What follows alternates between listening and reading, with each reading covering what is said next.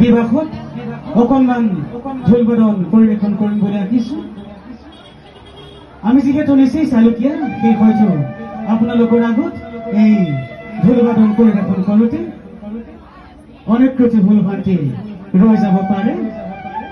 এই ভুল ভ্ৰান্তিবোৰ আপোনালোক সদৰে মাজৰে এজন বুলি ভাবি যেন আমাক সেৱা কৰে।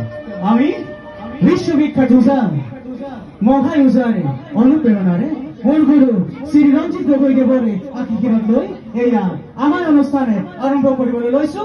এয়া ঢোলৰ ৰগৰ